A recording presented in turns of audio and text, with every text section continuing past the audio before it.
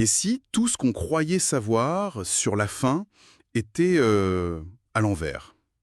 Et si la meilleure stratégie pour la calmer, pendant une perte de poids, c'était pas de manger des aliments plus savoureux, mais au contraire des aliments volontairement ennuyeux? C'est une idée qui semble complètement folle, c'est vrai. Pourtant, elle cache une vérité profonde sur notre biologie. Aujourd'hui, on va apprendre à déconstruire la faim. On pense que c'est simple, mais en fait c'est une construction complexe. Absolument, avec des leviers physiques, psychologiques et même hormonaux. Et à la fin de notre discussion, on saura exactement comment actionner ces trois leviers pour reprendre le contrôle. Alors avant d'entrer dans le vif du sujet, un point essentiel. Les informations qu'on va partager ici sont à but éducatif, elles ne remplacent en aucun cas un avis médical professionnel. Bien sûr, Pour toute question sur votre santé ou votre nutrition, il est vraiment impératif de consulter un professionnel de la santé. c'est un rappel crucial. Alors, dans les prochaines minutes, voilà notre plan de match. D'abord, on va explorer le levier le plus évident, le levier physique. Comment remplir l'estomac intelligemment? Exactement. Ensuite, on va s'attaquer au levier psychologique avec cette fameuse stratégie des aliments moins excitants. Celle qui intrigue le plus. Et enfin, on verra le levier du temps long.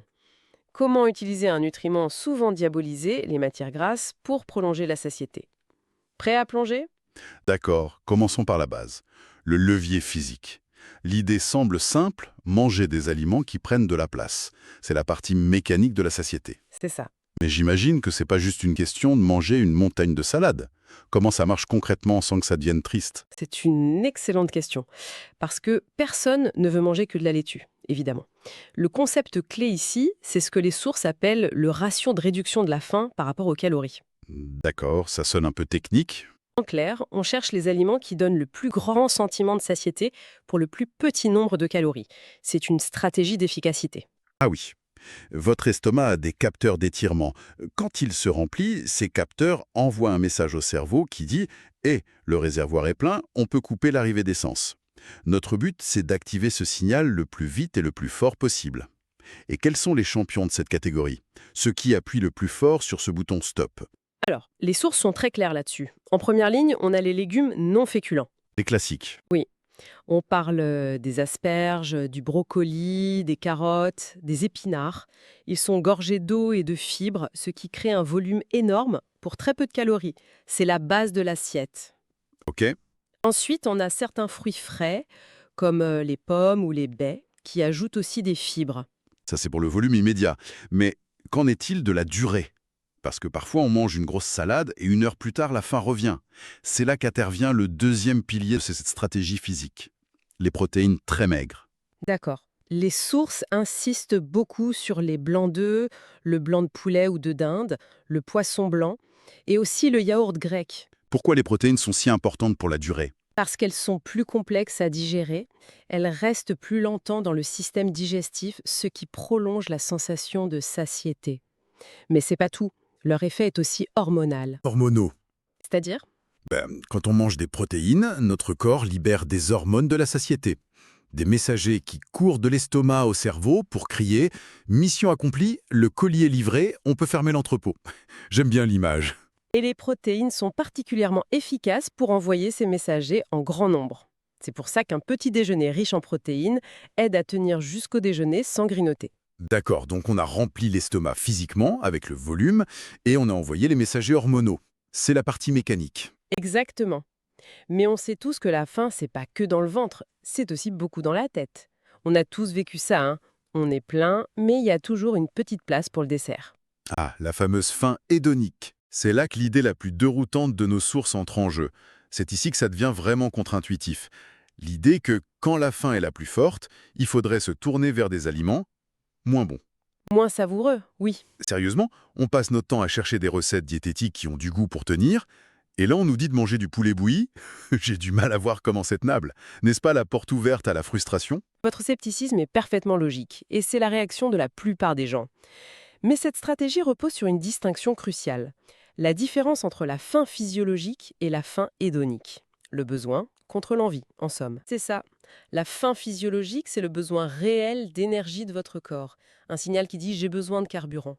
La faim hédonique, c'est l'envie de manger pour le plaisir. Le problème, ce sont les aliments qu'on appelle hyper palatables. Attendez, je vous arrête.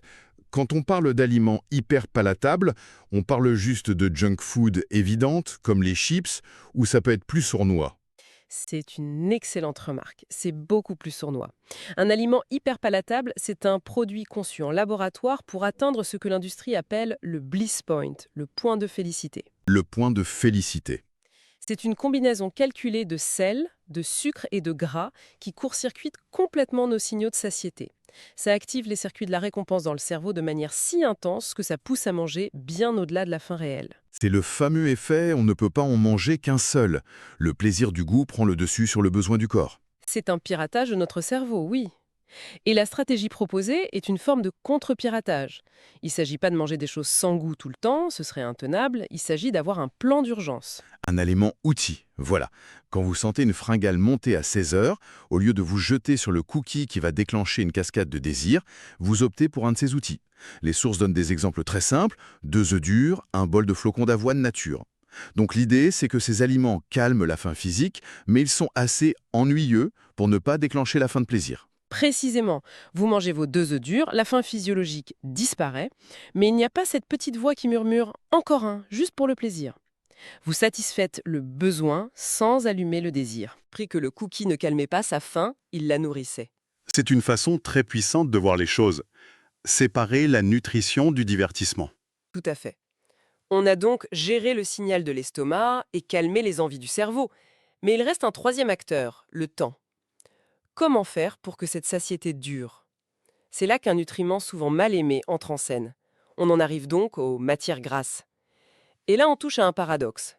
On nous répète de limiter les graisses pour perdre du poids parce qu'elles sont très denses en calories. Oui, 9 calories par gramme, c'est plus du double des protéines ou des glucides. Et pourtant, les sources leur donnent un rôle clé. Comment on concilie les deux? C'est le point le plus nuancé et peut-être le plus important. Oui, les lipides sont caloriques, donc la modération est la clé. On ne parle pas de se jeter sur le pot de beurre de cacahuète. Bien sûr, mais leur fonction est unique. Imaginez que votre estomac est un réservoir. Les glucides et les protéines sont comme un robinet grand ouvert. L'énergie arrive vite. Les lipides, eux, agissent comme un régulateur de débit. Ils ralentissent la vidange gastrique. Concrètement, ça veut dire que la nourriture reste plus longtemps dans l'estomac, que le repas contient des graisses, c'est ça? Voilà. Au lieu d'avoir un pic d'énergie rapide suivi d'une chute, les graisses assurent une libération d'énergie beaucoup plus lente, stable et prolongée. Ce qui évite le coup de barre de 11 heures. Exactement. C'est ce qui vous permet de vous sentir rassasié, non pas pendant 1 heure, mais pendant 3, 4, voire 5 heures. C'est l'ingrédient anti-grignotage par excellence. Et j'imagine qu'on parle de bonne graisse, pas de n'importe quoi. Absolument. On vise les graisses insaturées. L'avocat, les noix, les amandes, les graines de chia, l'huile d'olive. Une petite poignée de noix, un quart d'avocat, ce sont des ajouts stratégiques. Il y a aussi une notion de timing fascinante. Les sources recommandent d'inclure ces graisses dans les repas qui sont éloignés d'une séance de sport. C'est une mauvaise idée avant d'aller courir. C'est une très mauvaise idée, pour 2 raisons. D'abord, avant un effort, on veut que l'énergie soit disponible rapidement. Ralentir la digestion est contre-productif, on se sent lourd. Et la deuxième, ça peut causer un réel inconfort digestif. En revanche, intégrer ces bonnes graisses au dîner, par exemple, c'est une stratégie géniale. Ça aide à passer une soirée sans fringales nocturne. C'est clair, on a donc nos 3 leviers. Comment on met tout ça en musique au quotidien? Passons à la pratique. Quel sera un plan d'action simple? On peut le décomposer en 3 réflexes. Le premier, c'est le réflexe volume. Pour le déjeuner et le dîner, avant même de penser au reste, on se pose la question, est-ce que la moitié de mon assiette est remplie de légumes? J'aime bien l'idée du repère visuel, c'est simple à mettre en place. Quel est le deuxième réflexe? Le deuxième, c'est la simplification stratégique. On choisit un repas ou une collation dans la journée, celui où on est le plus susceptible de craquer, et on le transforme en repas-outil. Les fameux œufs durs de l'après-midi? Par exemple, ou le yaourt grec sans sucre au petit déjeuner. Le but, c'est de s'entraîner à distinguer la faim de l'envie et de réinitialiser un peu les papilles. Et enfin, le troisième point pour boucler la boucle. Le troisième réflexe, c'est l'ajout malin. On identifie le repas le plus éloigné de son activité physique, pour beaucoup c'est le dîner, et on s'assure d'y ajouter une petite source de bons lipides. Quelques amandes sur les haricots verts, un filet d'huile d'olive. Exactement.